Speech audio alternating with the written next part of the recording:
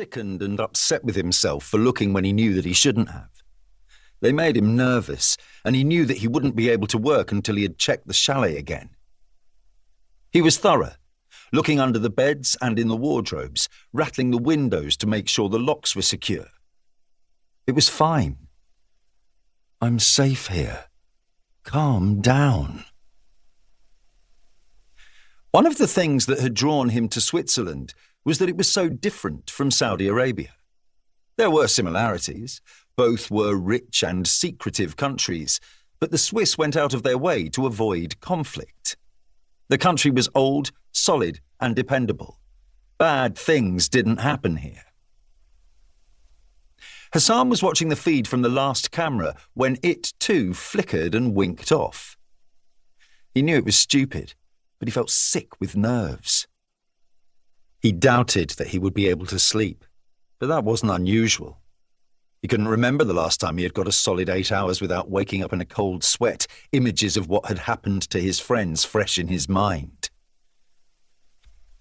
He needed something to distract him, so he put on his headphones and listened to the songs his mother had sung to him when he was a little boy. Songs by Kulthum, by Feiruz, by Asmahan.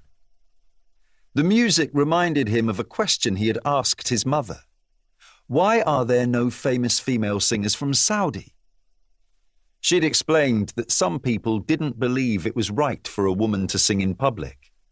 He'd known even then that that was wrong. Don't let it upset you, she'd whisper.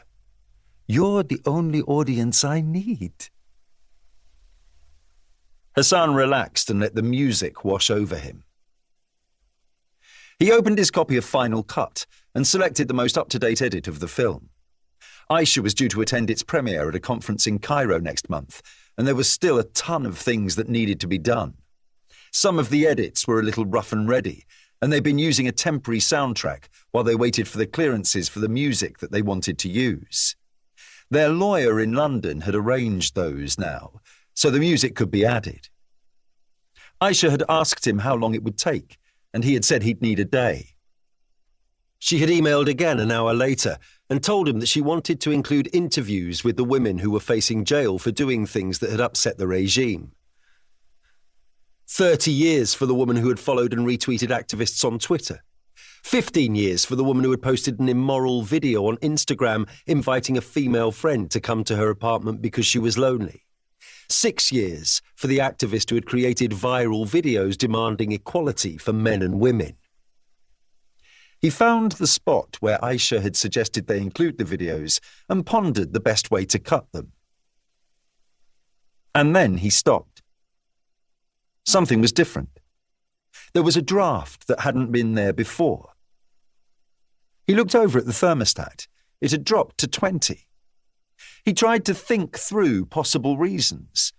A drop in temperature outside? A sudden icy gust of wind? Was the thermostat broken, just like the cameras? None of those reasons made much sense. Perhaps a window was open somewhere in the chalet.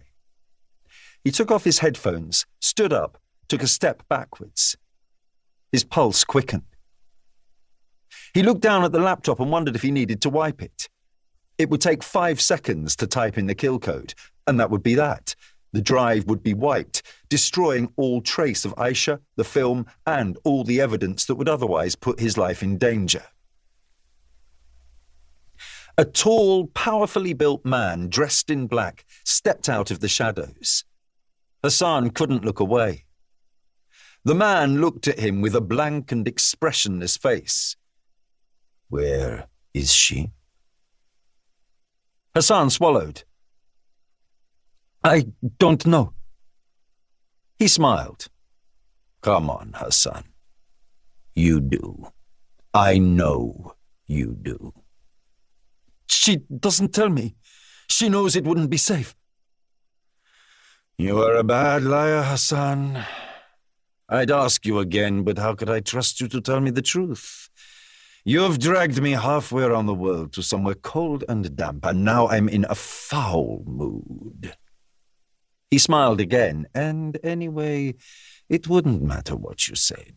We'd have to be sure that you were telling me.